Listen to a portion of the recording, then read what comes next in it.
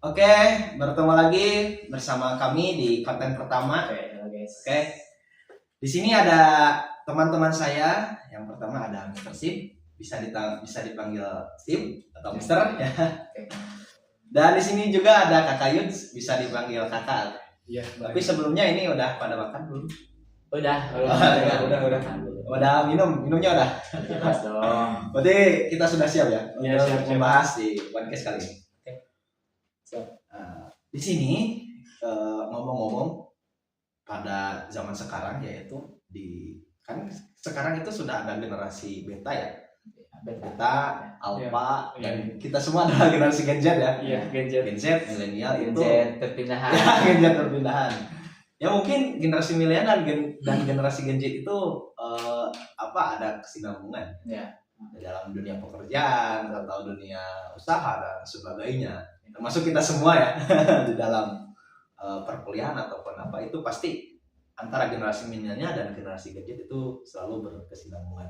Namun di zaman sekarang atau pada tahun-tahun sekarang, di tahun setelah Covid ya biasanya, karena sebelum Covid itu ekonomi Indonesia itu sangat stabil. Tapi setelah adanya Covid, karena ya Covid itu menghancurkan segalanya ya mungkin dari ekonomi. Nah, kita semua pun generasi Gen Z, generasi milenial itu pasti merasakan karena sekarang ada namanya istilah job hugging. Nah, lalu mungkin sudah mengenal ya istilah-istilah tersebut atau baru mengenal? Baru terdengar sih ya. Termasuk saya juga ini baru terdengar. Job hugging itu apa sih? Nah, mungkin di video kali ini kita akan membahas kupas tuntas tentang job hugging. Jadi kita semua dan teman-teman sudah punya satu video yang menerangkan apa sih itu job hugging. Oke, kita putar video tersebut. Generasi milenial dan juga Gen Z saat ini banyak yang dihadapkan dengan fenomena job hugging. Fenomena ini terjadi ketika pekerja memilih untuk bertahan di pekerjaan mereka saat ini, meskipun sebenarnya apa yang mereka jalani sekarang tidak lagi memuaskan. Alasannya bukan karena loyalitas kepada perusahaan ataupun instansi tempat mereka bekerja, tapi karena ada timbul rasa kekhawatiran terhadap ketidakstabilan ekonomi yang ada saat ini. Lihat dari generasi video ini, yaitu job hugging itu merupakan salah satu istilah yang dimana karyawan tidak ingin keluar dari perusahaannya, bukan karena loyalitas ya, tetapi disebabkan karena kestabilan ekonomi yang sudah menurun dan selanjutnya sulitnya mencari pekerjaan. Nah, hal tersebut itu menjadikan untuk seseorang termasuk generasi Gen Z dan milenial itu mungkin berdampak ya. Sangat berdampak terutama dalam mental generasi Gen Z dan generasi milenial, karena sudah lama ya mungkin di perusahaan tersebut ya pasti banyak mental yang terkuras. Nah, untuk pendapat teman-teman saya, Mr. Sim dan Kakak Yuds, itu faktor utama yang mendorong adanya job hugging itu apa? Jadi Mr. Sim ya, saya dulu. Ya. Oke. Kalau pendapat pribadi saya terkait job hugging itu kurang lebih saya cukup paham ya maksud dari job hugging. Intinya kita merasa nyaman kan. Kalau secara bahasa juga kan bisa dikatakan job itu pekerjaan, hal itu memeluk diri memeluk pekerjaan. Ya, secara bahasa. Cuma memang tadi dikatakan anak-anak Gen Z milenial sekarang itu nggak mau pindah pekerjaan. Betul. Ya. Kalau ditanya faktor, kata Ali tadi, faktor apa? Kalau dari pendapat saya pribadi melihat fenomena sosial sekarang, salah satu dari faktor itu karena ketidakstabilan ekonomi yang tadi disebutkan. Mungkin di luar itu juga faktor dari mentalitas anak Gen Z dan milenial sekarang itu kurang mau, mayoritas tidak mau mengambil resiko. Gitu. Jadi kan ketika kita berpindah pekerjaan itu kan pasti selalu ada resikonya, ada yang namanya resiko. Nah itu mungkin salah satu faktor dari sekian banyak menurut saya itu ketidakmauan dalam mengambil resiko.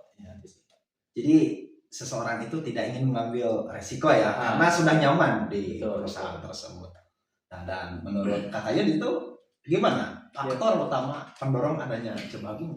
Untuk merespon keadaan sekarang yang mana job hugging itu sedang tren ya di masa sekarang itu, untuk faktor utamanya yaitu kenapa sih seseorang itu memilih job hugging gitu ya? Karena memang tadi sudah benar dikatakan bahwasannya generasi Gen Z dan sebagainya itu mempunyai rasa takut terhadap ketidakpastian di pasar kerja gitu ya. Karena sekarang itu banyak pekerja yang merasa khawatir kehilangan pekerjaan tersebut dan merasa tidak stabilitas dengan finansialnya jika kalau misalnya pekerja tersebut itu berpindah gitu ya. Karena kalau misalnya kita bekerja misalnya di suatu tempat gitu ya, maka kita keluar nih dari tempat tersebut gitu kan, maka tidak pasti gitu ya. Jadi tidak ada kepastian kalau misalnya kita bekerja di tempat lain itu lebih baik gitu ya dibandingkan bekerja di tempat sekarang gitu ya. Ya mungkin di tempat pekerjaan tersebut sudah nyaman sudah ada zona nyamannya, maka enggan untuk pindah ke perusahaan yang lain. Itu faktor utama dari adanya. Lalu selain itu juga akibat adanya job hugging itu faktor yang lainnya itu mengenai situasi ekonomi gitu ya, yang mana zaman sekarang itu ekonomi tidak menentu antara kadang turun drastis, kadang naik, lalu juga kadang turun semakin gitu ya. Jadi kenapa adanya job hugging itu dikarenakan misalnya pekerja itu adanya ancaman, misalnya ancaman dari otomatis atau otomatisasi dan teknologi, dan juga emang tadi sudah disebutkan bahwasannya kesulitan kerja itu yang menyebabkan gitu ya adanya job hugging tersebut. Jadi sudah merasa nyaman ya enggak lah untuk keluar. Meskipun dalam segi finansial itu memang segitu-segitunya, stagnan. Tapi kalau keluar pasti resikonya lebih besar. Maka ditakutkan, ya sudah di sana. Nah, itu mungkin faktor utamanya, yaitu yang pertama dari Mr. Sip dan Kak Yud, kestabilan ekonomi yang sudah berkurang dan sudah ada berada di zona nyaman yang mungkin kebanyakan tidak ingin mengambil resiko, Noris ya. Seperti itu. Lalu bila dilihat di zaman-zaman sekarang itu dampak dari job hugging untuk individual mentalnya dan perusahaannya itu apakah berdampak? Dari Mr. Sid itu gimana pendapatnya? Ya jelas sekali berdampak. Tadi kan sudah kita katakan ketika kita stagnan di suatu perusahaan berdiam diri tanpa ingin mengambil risiko, itu kan pertama ekonomi kita gitu-gitu aja, nggak naik gitu. Karena apalagi ketika di perusahaan tersebut kita nggak ada yang namanya naik pangkat. Tahun ke tahun kita misal kerja di satu bidang gitu aja terus, sehingga tidak ada peningkatan ekonomi. Nah itu salah satu apa tadi dampak dari job hugging itu. Mungkin kita tidak bisa menyalahkan mereka juga gitu kan, kita tidak bisa menjudge orang yang stay di satu pekerjaan, kamu harus pindah, nggak bisa gitu. Ya nggak bisa. Karena mereka punya alasan sendiri kenapa mereka berdiam di pekerjaan tersebut. Salah satunya kan tadi dibahas ketidakstabilan ekonomi. Namun ketika kita melihat dampak itu tersendiri terhadap hidup kita, ya tadi stagnasi keuangan kita, nggak ada peningkatan. Itu sih kalau jadi dampak individual ya. Tapi untuk dampak perusahaan itu ada atau nggak ada? Nggak, kurang tahu sih kalau ada perusahaan. Itu masalah keatasan ya. Tapi menurut Kakak itu sependapat dengan pendapat sama pendapat dengan Mr. Sip, karena memang job hugging itu dapat ditimbulkannya dengan stagnasi karir gitu ya. Karena banyak individual atau misalnya banyak generasi Gen Z dan sebagainya itu di Indonesia terlalu lama bertahan di zona nyaman gitu ya, jadi tidak mengambil risiko keluar gitu ya. Karena peluang promosi atau misalnya peluang peningkatan gaji menjadi terbatas. Lalu juga tingkat motivasi dan keterlibatan juga bisa menurun karena karyawan itu bekerja hanya demi keamanan, bukan karena semangat atau misalnya tujuan karir yang ingin kita capai atau impiannya gitu ya.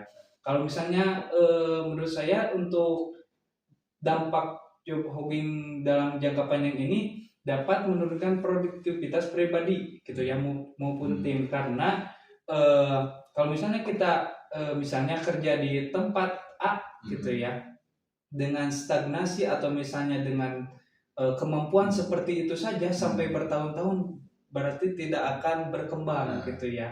Jadi intinya seperti itu ya. Jadi dampaknya itu yang pertama di dalam stagnan ekonomi ya. Tapi kita pun tidak bisa menjudge ya bahwa hal tersebut salah. Tidak. Ini dampaknya ya mungkin dampak untuk individualnya stagnan secara finansialnya, nggak ada kenaikan ya, meskipun kita sudah berapa puluh tahun, tahun-tahun gitu, bertahun-tahun loyalitas kita sudah diberikan kepada perusahaan tersebut, namun bila mana job hogging ada di dalam diri kita, contoh ya, dan dalam generasi milenial atau Gen Z, ya mungkin untuk individualnya stagnan finansial gitu. Nah, itu. Tapi untuk zaman sekarang juga ya, job hogging itu, karena kita berkaca zaman sekarang, zaman itu selalu berubah. Itu ada hal-hal yang dapat dilakukan oleh pemimpin perusahaan tersebut supaya si karyawan-karyawan yang ingin job hogging itu keluar dari zona nyaman tersebut. Bukan berarti di-cut ya, tapi bagaimana caranya supaya pemimpin yang bijak di dalam perusahaan kepada karyawan yang ingin melakukan job hogging atau sudah job hogging itu supaya bisa memberikan motivasi, supaya memberikan motivasi supaya tidak terjebak. Harusnya ya. Harusnya kayaknya enggak deh. Saya kayak senang. Pasti senang ya. Jadi sedikit tapi mereka mau kerja. Contohnya Mr. Sim dan Kak Kayun itu punya perusahaan dan saya sebagai karyawan, tapi saya sudah loyalitas sih. Ya udah, kamu jangan dikeluarin karena kalau gaji gak naik, kerja ya mesti seperti itu. Jadi pemimpin banyak yang tidak menyarankan ya. Kebanyakan gitu. Tapi ada juga sebagian yang emang memotivasi karyawannya untuk kamu harus pindah pekerjaan ya di sini mulu supaya berkembang. Iya. Tapi untuk sekarang nih, pada bulan-bulan kemarin itu ada yang namanya robot Neo ya, kalau nggak salah. Saya kurang tahu ya, nggak ngikut berita. Kemarin ada lewat di berita notifikasi bahwa emang robotnya itu katanya yang bisa membantu pekerjaan atau bahkan bisa membantu pekerjaan perusahaan. Iya. Tapi itu dampaknya kan ini kita sedang membahas job hogging. Apakah seseorang yang sudah nyaman di perusahaan tersebut adanya robot Neo itu akan di-cut atau gimana ya? Iya, resikonya emang seperti itu, PHK. Apalagi sekarang kan AI, robot pengganti pekerjaan. Bahkan kemarin ada narasi sekelas Amazon tuh kan, ada rencana memecat sekitar 14.000 karyawan kalau tidak salah. Sangat banyak ya? Iya, karena mereka akan digantikan oleh AI sendiri.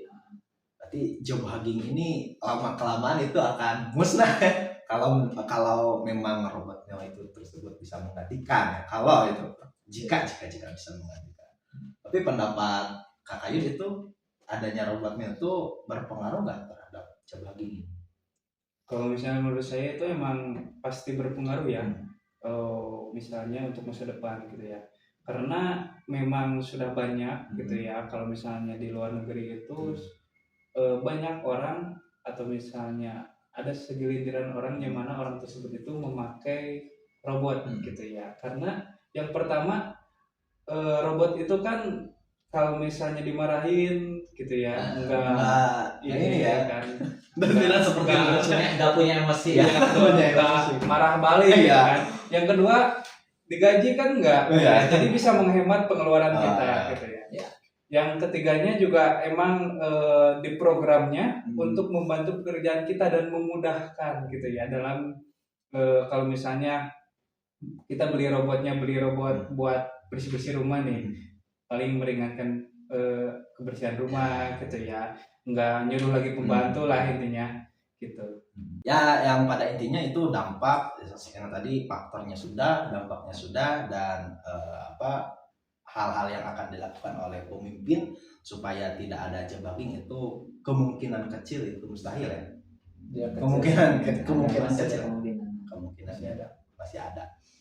Nah, mungkin di Kupas Tuntas sekarang sudah membahas debugging dari tadi ya, dari mulai dampak, faktor, dan apa yang harus dilakukan pemimpin. Kita sudah tahu bahwasannya debugging itu ditarik kesimpulan adalah zona nyaman ya, mungkin ya seperti itu. Jadi pekerjaan yang karyawan tidak ingin meninggalkan pekerjaan tersebut karena sudah merasa nyaman ataupun tidak nyaman lah, tidak seperti nyaman, tapi kestabilan ekonomi yang terganggu dan apa yang tadi teh yang Mr. Sibin tidak mau mengambil risiko. Nah, untuk satu kata untuk para pekerja itu gimana? Satu saran mungkin ya saran. Ini mungkin saran bagi saya pribadi juga ya. Karena saya nggak berhak ngasih saran ya. Karena pengalaman kan masih kurang ya. Cuma kalau boleh saya kasih saran itu ada kita harus tahu kalau dalam bahasa Inggris always take into account the cost of what you are doing now. Kurang lebih kita itu harus bisa memperhatikan harga yang harus dibayar terhadap apa yang kita lakukan sekarang. Gitu. Kita harus tahu harganya. Maksud harga itu apa? Gitu. Tadi kan dibahas resiko dari pindah pekerjaan. Gitu. Meskipun kita menyangka bahwa di pekerjaan kita kali ini tidak ada resiko dan berpikiran ketika kita pindah pekerjaan ada resiko, itu pemikiran yang salah. Gitu. Jadi di pekerjaan sekarang juga itu ada resiko. Gitu. Jadi di setiap hal apa yang kita lakukan, apa yang kita kerjakan ada yang namanya resiko. Gitu. Nah kita harus tahu resiko itu tersendiri. Gitu. Karena contoh misal ya gak apa-apa kalau memang pekerjaan tersebut sesuai dengan passion. Namun ketika pekerjaan yang kita lakukan sekarang toxic lingkungannya, misal bikin kita stres, bikin kita overthinking dan sebagainya, gitu. Itu mungkin satu hari misal ada satu masalah yang buat kita stres, atau 1 minggu 2 kali lah. Kan, cuman ketika hal tersebut terus berulang 1 tahun 2 tahun kita di pekerjaan tersebut karena tidak mau pindah, gitu, tidak mau mengambil resiko, yang mana sebenarnya ada resiko juga. Gitu. Sehingga ketika 1 tahun 2 tahun menumpuk rasa stres itu, overthinking kan, depresi itu bisa jadi masalah ke mental kita juga, gitu. Kesananya kan akan berdampak ke keluarga kita, anak-anak kita, gitu. Akan ada efeknya, gitu. Nah, maka yang saran dari saya itu tadi, gitu. Ketika kita lingkungannya memang benar-benar toksik, kurang baik, itu kita harus bisa keluar atau dari pekerjaan tersebut. Gitu. Jangan sampai kita nyaman di sana, nyaman tetapi malah tersiksa, gitu. Nggak mau mengambil resiko karena pasti ada resiko juga. Gitu. Tetapi maksud saya nyuruh keluar itu bukan berarti kalian langsung aku gak nyaman di pekerjaan ini langsung keluar, nggak boleh. Gitu. Tetap harus menerapkan strategi kedepannya. Gitu. Jangan langsung keluar kayak kita harus melatih skill, gitu. Mungkin di waktu selang atau di weekend kan, kalau kita punya bekerja di perusahaan, weekend kita ada skill yang diasah, apapun itu untuk mempersiapkan kita nanti pas keluar dari pekerjaan atau siapkan dana darurat. Nah, tetap kita harus menggunakan strategi harus dilakukan ketika kita keluar dari pekerjaan. Itu sih. Jadi saran ya, satu kata yang mungkin. Tapi saran dan mungkin tadi yang di awal yang di garis bawah, kita harus tahu harga yang dibayar dan terhadap apa yang kita lakukan. Harga dari ketika sudah kita beres bekerja, intinya apa aja. Kita harus tahu resiko dia. Karena kalau kita berpindah posisi pun pasti ada resiko. Di sini ada resiko, di sana ada resiko. Pasti ada resiko. Kalau saran Kak Yudi itu gimana untuk para pekerja yang memang sudah ada di lingkungan job hugging? Untuk mungkin saran saya ya untuk orang-orang yang sudah berada di zona job hugging itu ya, mungkin selain dari bekerja di sana juga ya, kita benar tadi kata Mr. Sip harus bisa meningkatkan skill Ya, kita gitu ya. Peluang kita juga waktu kita selain bekerja di tempat tersebut itu manfaatkan. Kalau misalnya ada waktu luang, kita cari ilmu yang lain, kita gali potensi yang lain juga, kita kembangkan juga gitu ya. Supaya apa? Supaya ketika ada stagnan, emang bener stagnan ya di job hugging itu, maka kita bisa kembangkan gitu ya di waktu lain gitu ya. Seperti banyak artis-artis yang mana ya kerjanya itu bisa sampai 24 jam, bisa sampai 22 jam. Itu karena apa? Karena bukan stagnan dari pekerjaan tersebut gitu ya. Jadi banyak mempunyai beberapa pekerjaan. Iya gitu. Jadi intinya meskipun kita ada di zona job hugging itu, kita harus bisa menggali potensi tersebut pada waktu kosong. Iya. Gitu, seperti itu. Mungkin yang ditarik kesimpulan, meskipun sudah ada berada di zona job hugging ya, tapi jangan lupa untuk meningkatkan skill ya. Skill ya yang paling penting itu zaman sekarang itu skill ya. Bukan ijazah ya. Bukan ijazah. Ijazah kan sebuah kertas ya. Menurut Pak Rocky Gerung itu kan ijazah ini sebuah kertas. Ini orang sudah sekolah bukan berarti orang sudah berpikir ya. Karena banyak orang yang punya ijazah tapi skill 0%. Maka yang harus kita lakukan itu meningkatkan skill. Maksud kita ya di sini usia masih muda-muda, masih kuat atau kawat tulang besi mungkin. Ya betul. Nah, kita harus bisa meningkatkan skill dan sebagainya. Oke, untuk podcast kali ini saya berterima kasih kepada Mr. Sim dan kepada Kak Ayun. Insight yang luar biasa dibahas kupas tuntas apa itu job hugging, dampak faktor sebagainya, yang mudah-mudahan ada manfaatnya untuk kita semua ya, dan untuk para penonton di sana ya itu sih sharing aja ya, sharing kita menasihati ya, bukan menasihati ya, tapi ini sharing ya, sharing aja, hanya mengupas tuntas itu job hugging itu apa ya. Kan karena kita pun pernah ya di job hugging. Pernah ya. Terima kasih Mr. Sip, terima kasih Kak Kayun dan penonton. Bila mana ada komen yang dari kata-kata kita yang kurang baik, mohon dikoreksi saja ya. Karena kita semua juga masih belajar ya. Dan dari tadi Mr. Sip, kita itu bukan menasehati, tapi kita hanya mengupas tuntas tentang job hugging. Oke, bertemu lagi di lain waktu. Saya Ali dan ini Mr. Sip dan ini Kak Kayun. Sampai jumpa. Jangan lupa follow ya. Apa namanya channel ini? SRA Group. SRA Group. Ya, TikTok dan juga Instagram. Kita bertemu lagi di lain waktu. Sampai jumpa. See you next time. See you. Bye. Bye.